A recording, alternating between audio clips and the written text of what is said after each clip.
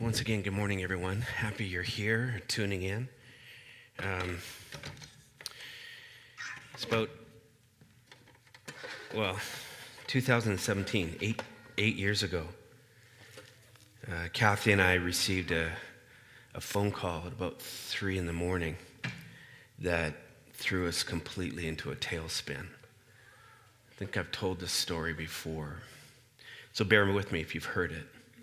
But the person on the other end of the phone was a doctor who told me that our son, who is on the other side of the world, involved in a snowboarding, filming commercial over in New Zealand, that he had been in a bad snowboard crash. And he was being flown by a helicopter, and he was going to need really bad, spleen surgery. Things were really serious. So he wanted to ask for our permission for blood transfusion, and there's just a bunch of other stuff that he was asking about. You get one of those calls in the middle of the night. I remember, it was maybe only a few sentences in when I realized who I was talking to. Go from a dead sleep to all of a sudden realizing the situation, and man, my heart just began pounding.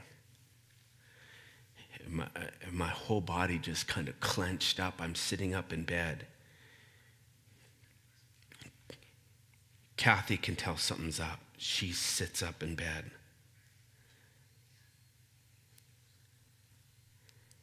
You know, it's crazy how after you're given some bad news, what happens inside one's mind, no? It's like it just starts racing, trying to sort out what's going on, trying to find some kind of peace or order.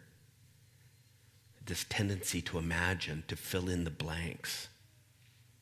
Where is this leading? You just got some bad news. Now what's going to happen? The stories your mind can begin to make up. What that can do to your emotions, your physicality, everything. I mean, it can just send you into these states. I got off the phone with Kathy, and she began asking questions like, where are they flying him to? Well, I didn't even think to ask that question. I was like, I don't know. She says, well, when are we going to get updated? I said, I don't know. Okay? Are we going to have to go down there? And I remember around the third question, I don't know. I mean, hey, we're in the state. But I remember just getting angry, just going, stop, I don't know. Stop with the questions.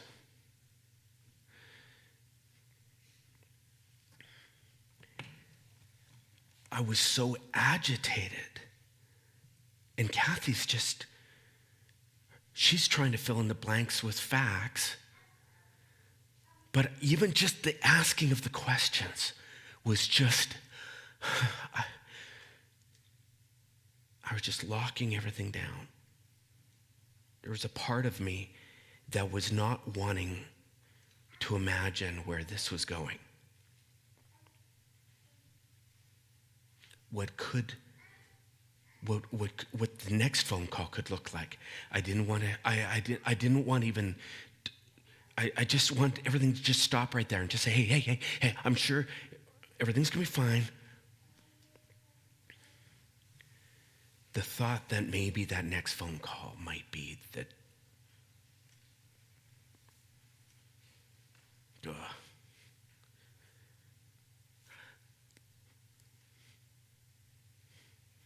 It's about an hour later that we received another phone call from the company that Carter was working for,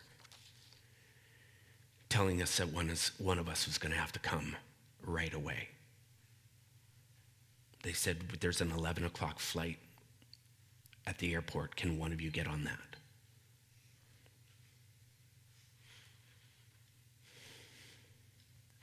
remember getting on that flight still unaware of what was the status of Carter's surgery. And I was just trying to lock it down.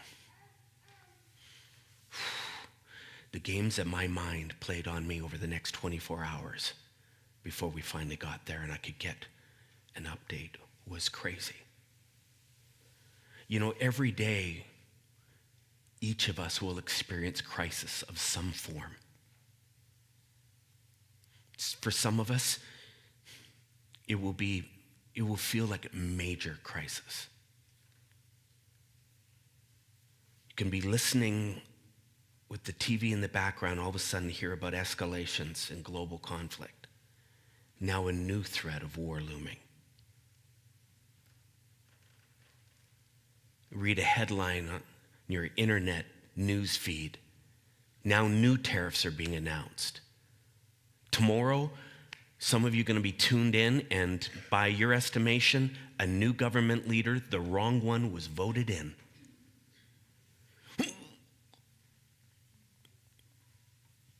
Some of you will get news, like a family member of mine, that their basement is flooding this week.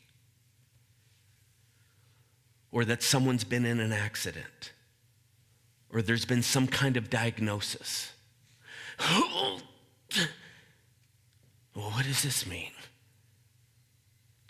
Sometimes it's just small little crisis or a little more minor. You know, you might be at the office and someone walks in and shuts the door and said, "Can I have a word with you?" And they deliver some feedback that ain't positive. You get a poor grade, or maybe your kid gets a poor grade. Someone's upset by something you did or said. Someone reads your text and doesn't respond.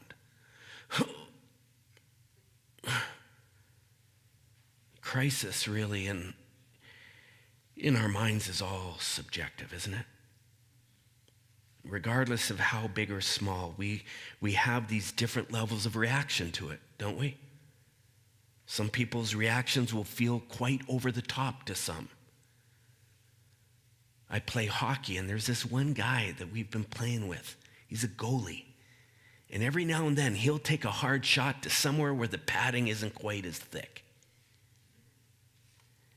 And it's like instant yard sale. The guy and ragdolling on the ground, freaking out, and we're like looking at each other. You took that to the shoulder? Or is it seems like you might have taken it to the jugular, but people are going, "No, took it back to the shoulder." Meanwhile, he's flipping around like a fish, and we're not sure what to do with it. We're like, "Okay, buddy, easy. We're going to get through this."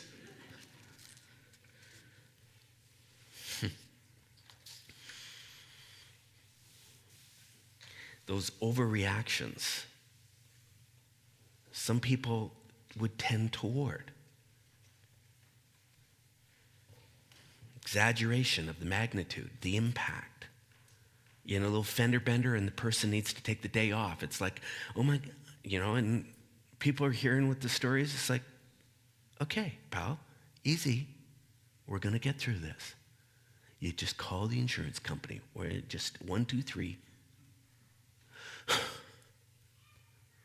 Person comes down with a cold, man, Facebook, emergency, the hospital's on alert. And we don't know where this is going to lead. I don't know how much time I'm going to need. Easy. Just a cold. But it's a man cold. Okay, there's a difference. There's a difference. Yeah, sky's falling. They often call this kind of reaction, this overreaction, catastrophizing. Doctor shares his initial thoughts. Well, it could be this, could be this, could be this. A catastrophizer goes straight to the worst scenario and starts camping there. Oh my God, this is what I got. Anyone that was in the room saying, wait, they didn't say that. I am pretty sure. This is what's going down. This catastrophizing jumps to this worst case. I have to admit, all honesty, I struggle with catastrophizers, with the overreaction.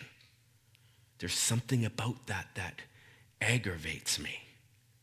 I don't like it. I'm like, chill out. Stop.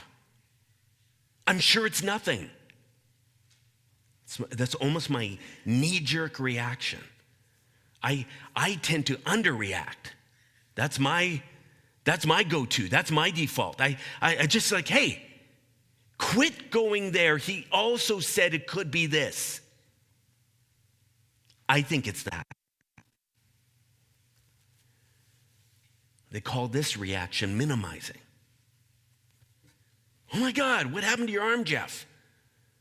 You got it really bad. Oh, I know it's bleeding through my shirt, but really it's nothing.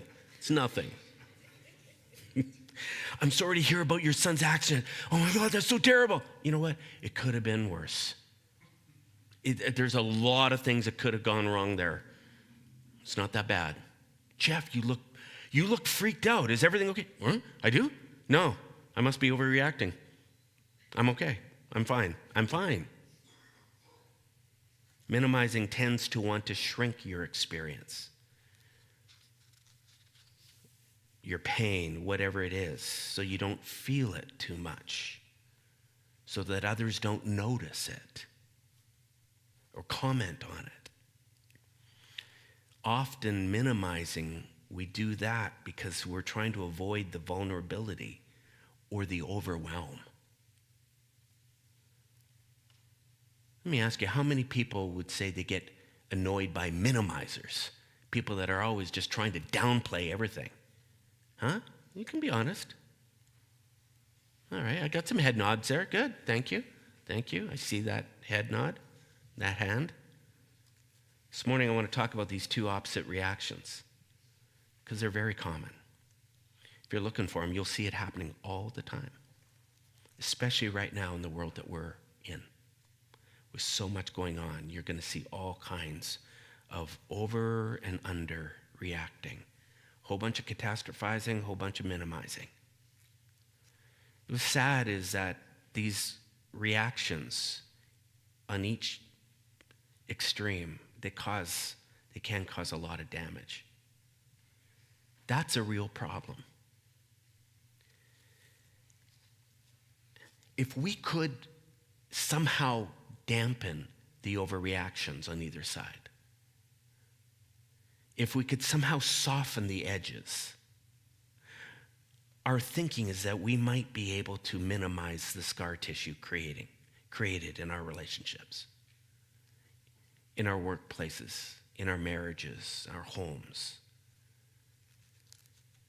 Keeping ourselves from just defaulting into these patterned responses that often create a problem when they go to extremes.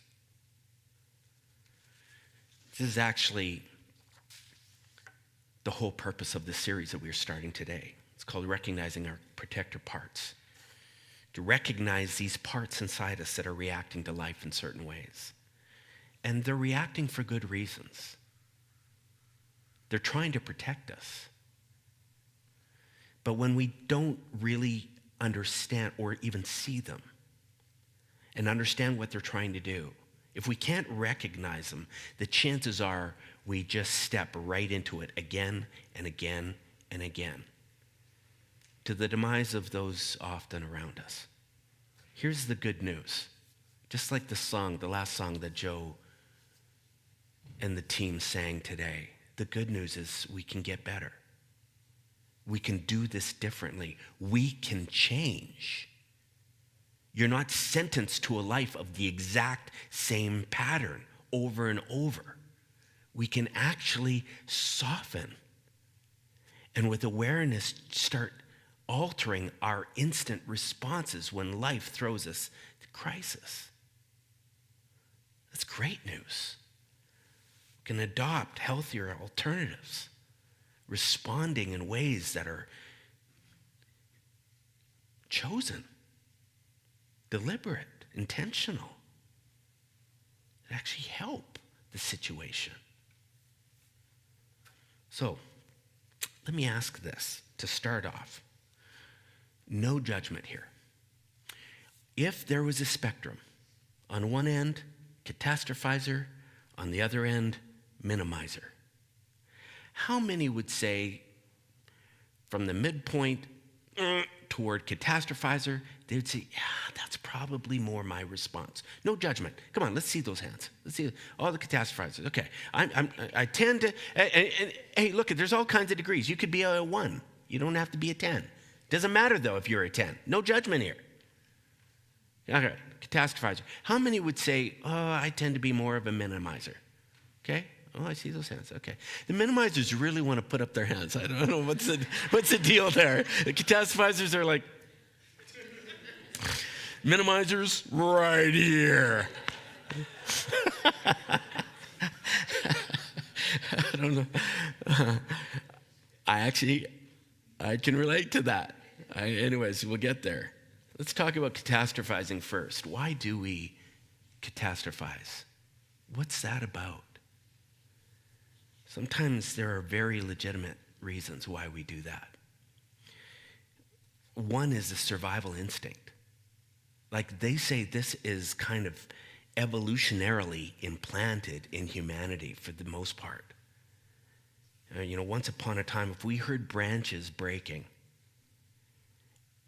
instinctually it's like, we don't know what could cause those branches, but it could have been a tiger. Maybe for us Canadian folks, it could have been a bear. And we're like, I don't want to downplay what that could be. Because if it's not a bird and it is a tiger, we're all dead. So as a survival instinct, it's like, we're going to jump to the worst case scenario and we're running.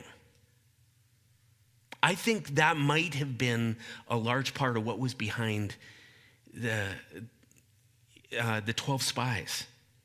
I don't know if you've heard this story, but the children of Israel got led out of Egypt. They had been in one of the most ugly chapters of the children of Israel's history in Egypt.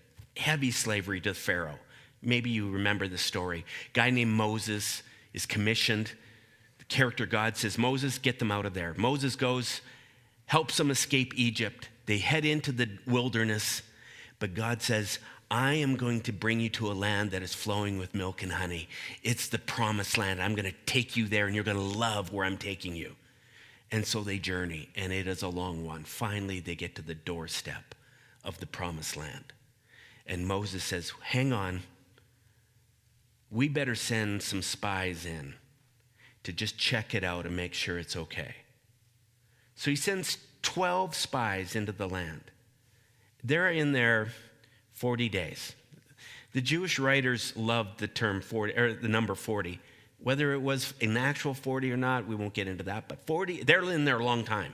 They're checking the whole area out. And after 40 days, they come back. And 10 of those spies, they come back and they are rattled. It's like, if we go into that land, we're on a suicide mission. We checked out the people. They are giants. They will swallow us whole. There's no way we're defeating the people that are inhabiting that land. There's no way. Now, was that actually the case? I'm not sure. I'm not sure it was. But their internal alarm systems, their survival instincts were on high alert. I think in an attempt to say, I think we want to live another day, folks. I don't think it's worth going in there. Survival is a big reason why we tend to catastrophize. Another reason is it helps in some strange way. It helps people who do it regain some kind of semblance of control. Anxious minds often tend to jump to worst case scenarios because it removes some of just the uncertainty. When you don't know what's going to happen, when you're just kind of living in that limbo, that is so painful for some. They would rather just assume worst case is happening and they start mapping that out, planning for it. They would prefer that almost. We'll go there because at least I know what's going to happen. You know, your 15-year-old kid does poorly on an exam. All of a sudden, it's like you're imagining that kid 50 years old, living in a van down by the river. It's just like, oh my God, what are you doing? It's like freak out. Take it right there. It's like, Dad, I didn't study enough. I got a 52. Chill. Oh my God, don't you realize where this is headed? It gives you some semblance of control.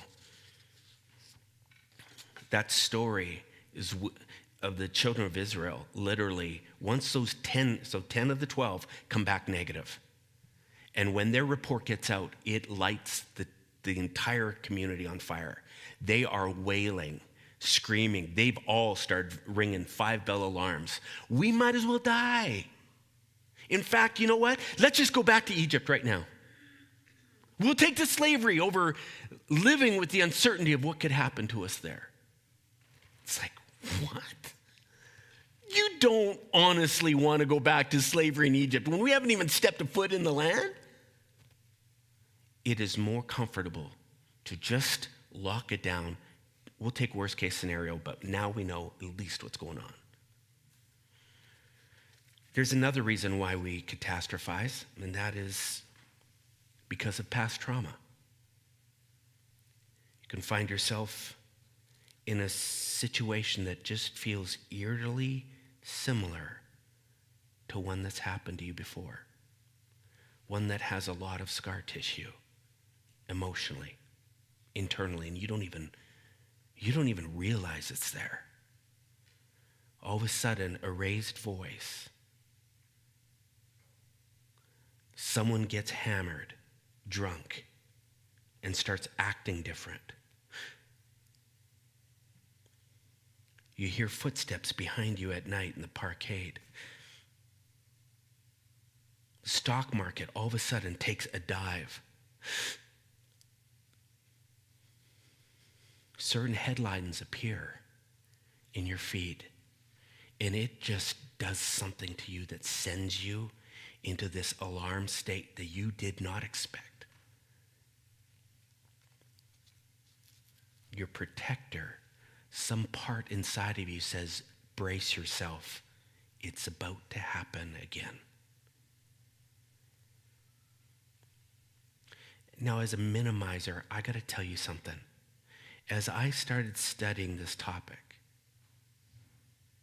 and I started seeing the reasons why people step into these overreactions, and I read this, and I go, holy crap. I even know what that's like when a past experience sounds like it's going to happen. I don't have many of them. But the response it can bring out, all of a sudden, I start looking at some of the people in my life who are overreactors, catastrophizers. I start looking at them a little different, going, is that what's going on? I'll mention another reason, and that is low self-esteem. Sometimes people have these overreactions internally to events in their life because they just have negative beliefs about themselves. Internally, they might even not even know they hold them. But there's this pattern of thinking that's kind of always waiting for the shoe to fall. They say to themselves, things never seem to work out for me. Good things never seem to happen to me. And so there's this waiting for life to take a bad turn.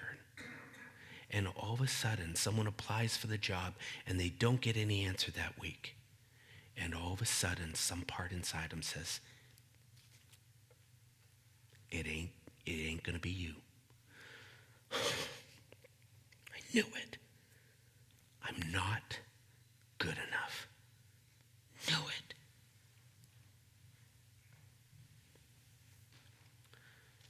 Let Let me just ask any of you in this room this morning that would identify more on the catastrophizer side. Can you identify any of these things that go on that lead you into that kind of pattern? Can you spot these internal conversations? All of a sudden start popping up inside of you. And all of a sudden lead you into kind of these reactive states.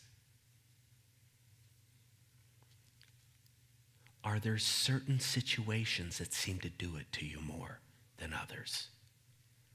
Certain people, certain kinds of headlines or events that just have a way of triggering you. And all of a sudden it feels like the sky is falling. These are important questions for you. These are not trivial questions. If you want to get to the bottom of getting a little bit better in your reactions, pay close attention to how you'd answer those questions. Where does it happen easily? Most often. What does it sound like? We'll go back there. Let me just talk about the cost, because maybe you're saying, you know what, I don't think I'm really hurting anyone. Maybe it's no big deal. Let's just talk about the cost of catastrophizing for a second. When you jump into that, there is an increased anxiety and stress. That takes its toll. It spikes cortisol levels, keeps the brain on high alert, overstimulating the nervous system, working the adrenal glands over time. And it reinforces the cycle of worry. It can distort reality. Crazy how it can distort reality, where it starts getting really difficult to even make decisions. Start seeing what really is going on. Everything just starts getting blurry or very enlarged in certain ways. And the rumination, this reduced focus, often at night, the rumination starts, the mind just starts spinning and looping, hijacking your attention. You'll be in the middle of a conversation, you just can't focus. Have you felt that? And the sleep that gets lost. The number of people that right now, throughout this last series, that we've been talking about our parts and the way that they wreak havoc, they can. The number of people I've talked to that are struggling with their sleep, just in our community, within the number of people that I've talked to, it is terrifying right now. In strained relationships, these overreactions and how they aggravate and bother and trip up and set off the people in our lives, pushing them away. There is a cost to this catastrophizing. Don't be fooled. As someone who falls on the other side of this spectrum, as more of a minimizer, I will find myself often look at these catastrophizers and just go, get it together. Don't you see what you're doing? I know, it sounds so judgmental. I'm like, come on, get a grip. There's this part of you and it's out of control. It's hurting. And I look at my minimizing and I go, I'm so glad. I'm so thankful that I'm not like you.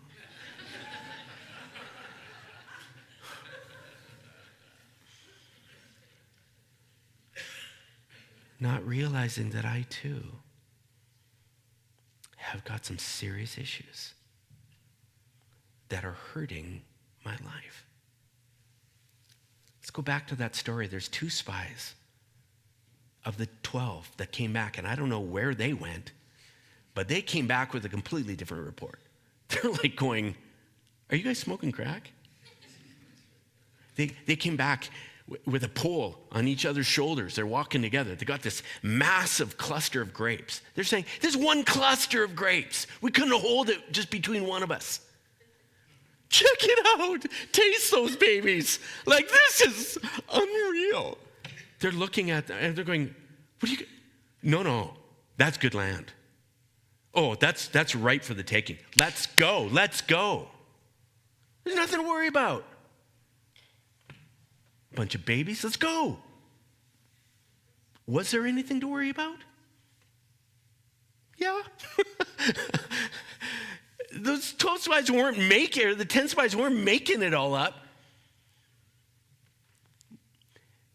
Their threat system was not alarmed by the people over there. That wasn't their concern. This is something that I've learned about me as a minimizer. The world around me and all the events that are going on doesn't set off my alarms as much as people's troubled emotions do. And feeling despair, hopelessness, alarm, panic. That freaks me out. When I can sniff that in someone else, I'm like, oh, stop that right now. You're scaring me. House might be on fire. I'm okay with that. But don't act that way. Don't show that. The emotions freak out the minimizer. What are you talking about? Let's go. Let's take this land. But quit being so negative. Catastrophizing protectors say the world isn't safe. The minimizing protector, that part of us, says no, feelings aren't safe. That's why it's always trying to shrink the experience, the pain. You don't want to feel it too much.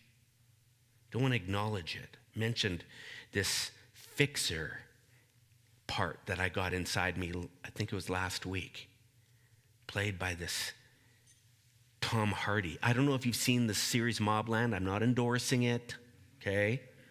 It's not for everyone. But he is a fixer for a mob family. And then his character's name is Harry. You got a picture of Harry? Throw him up there if you do. You don't? Okay, well, don't. Sorry, that's fine. That's fine. You don't get to see him. It's fine. But he's a tough guy. Like, real tough. And I got this part inside me. Harry is non-emotional. He's all facts. Give me the assignment. What do you need done? It's done. Lock it down. Quit crying. Shut up. We got a job to do. Let's do it. I've got a part inside of me that's a Harry. And he just says, Jarvis, shut it.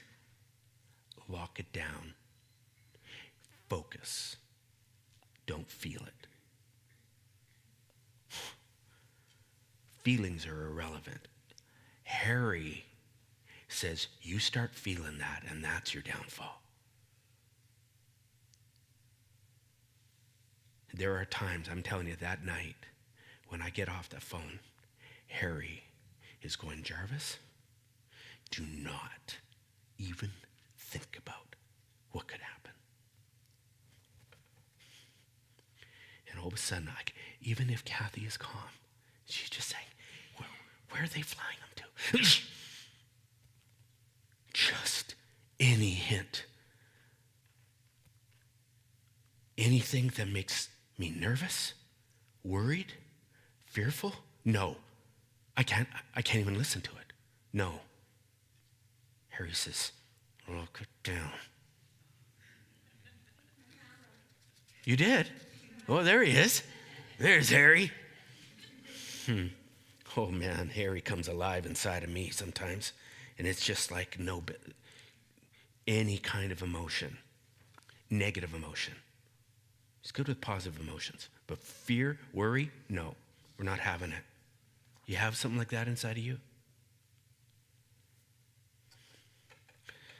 I always thought that this was just such an effective part of my wiring. Because you can just mow through times when things are stressful. When everyone's panicking, it's like, let's get her done. Boom, just lock this down. Not realizing there too is a cost of of minimizing. And oddly enough, the cost looks a lot like the cost of catastrophizers. Because it doesn't make the anxiety or the stress go away. It just attempts to bottle it. I remember being on that plane. They flew me to New Zealand first class. And I'm sitting beside this businessman. He was kind of in the other pod. We ended up chatting a couple times. And he wouldn't have smelled a whiff of what I was going down to New Zealand to do and what I might find out when I got there. I was all smiles.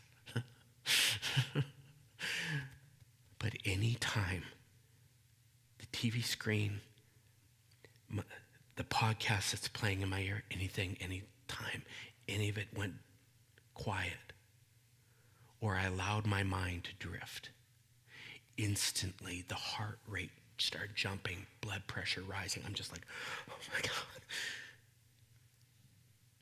Oh, it doesn't go away. It just waits.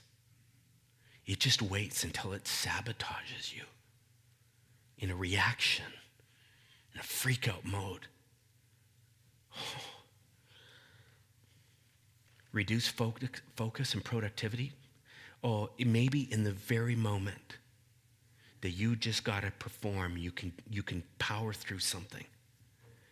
But I'm telling you, at night, oh my God, there would be times when stuff I have stuffed down and minimized, it came up in dreams, it came up in quiet moments where I was pacing the floors, just terrorized by this stuff that was going on that my minimizer says, do not even acknowledge it. Oh, it doesn't go away. It just waits for you. Until Kathy says something, and then my kids say something. They're like, what the heck, Dad? Strained relationships? Oh, of course. I want to do something. Wherever you sit on this pendulum, if you can acknowledge even some of these behaviors inside of you, either on one extreme or on the other, the only way to soften the edges of these parts, whether you got a catastrophizer part, you got a minimizer part, the only way you can find, well, at least one very good way of being able to soften the edges of this thing inside of you is to be able to see it. And so I want to do something right now that has made a huge difference for me as I've figured out what's going on inside and been introduced to Harry. Didn't know Harry's been there all along. I want to lead you into an exercise that might help you figure out what lies below the surface in your life, what that part even looks like. So I'm just going to invite you to just close your eyes, if you will. We're going to close on this. I just want you to feel your feet on the floor. I want you to feel your butt in the seat, your back against the chair, or wherever you are right now listening to this podcast. Just feel your body sit in this moment. I want you to take a few just big, deep breaths and calm yourself.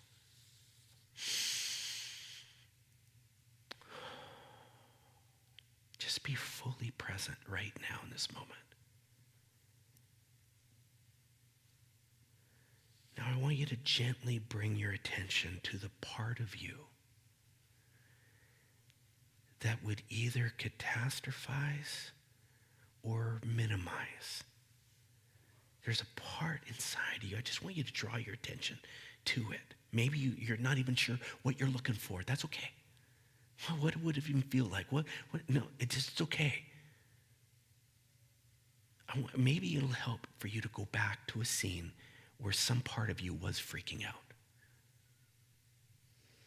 Just take yourself back into that moment. Where did you feel that part in your body? Is it a tightness in your chest? Is it a knot in your stomach? Is it a lump in your throat? Maybe it's just a voice in your head. What is it? Where did it show up? For me, it was a tightness in my chest.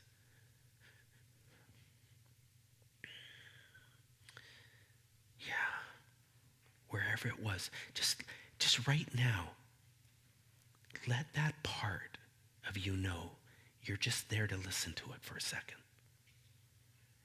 You're not trying to change it. You're not trying to get rid of it. You're just wanting to notice it, to pay attention to it. Where is it located?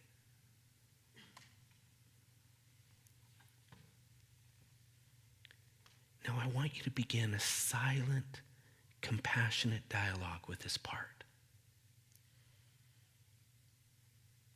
I want you to ask it, what are you trying to protect me from?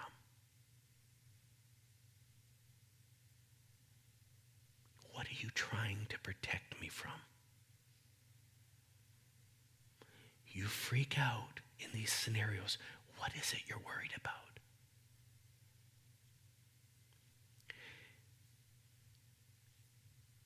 You can ask it this. When did you first start doing this job for me? This protecting part. When did that start? Was there an event? Was there something that happened where you felt you need to show up for me and protect me some way? When was that?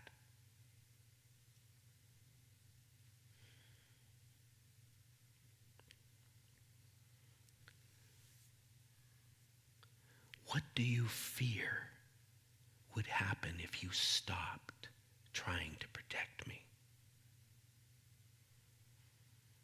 What is the thing you're so afraid of happening?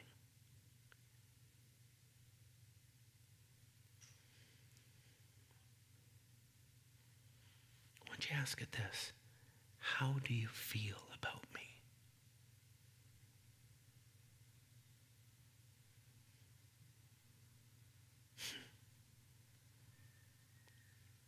Remember when I was first asked these questions? I'm like, this feels weird. But when I got there, all of a sudden I started realizing, I think Harry showed up when I was a young boy and my dad left. My dad looked at me and said, Jeff, I need you to take care of your mom for me. And my mom was freaking out. She was all emotional.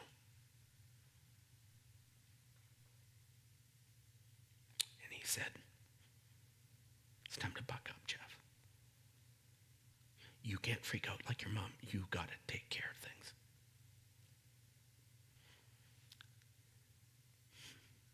That's what I felt my part was kind of taking me back to. My part says, I am so worried that you're going to get overwhelmed and you're going to freak out while everyone else is freaking out. And then what happens? That's what my part says. What does your part say? Where did it first begin? What is it so nervous about? Just notice what comes up as you're asking it these questions. What images? Are there sounds that come up? Are there sensations? Emotions? You don't need to force anything. You just notice. No matter what shows up, no matter what it says, no matter what the realization is, here's what I want you to do. I want you to look at it or feel it and say thank you for doing your best to protect me. I know you were trying to protect me.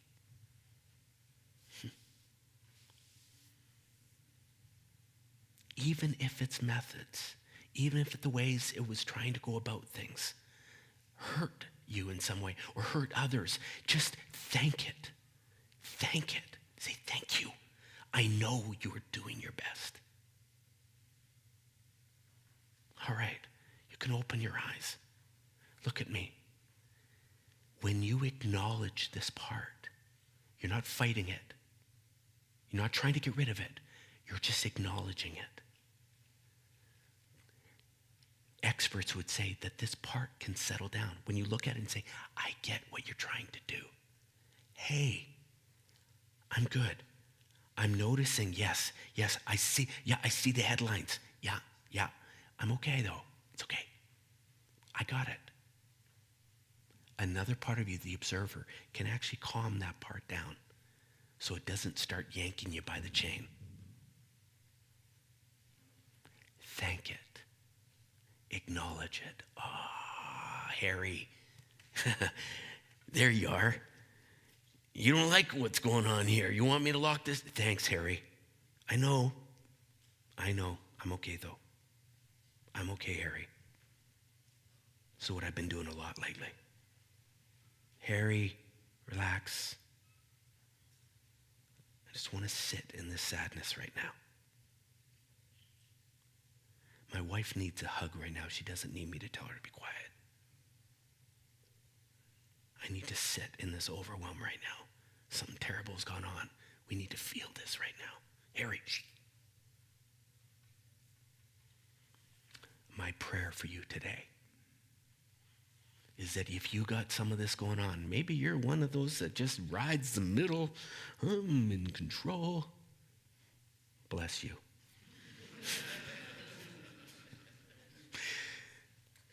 But if you ride in one of these camps, may you this week explore the part inside that might be trying to help you, maybe too much.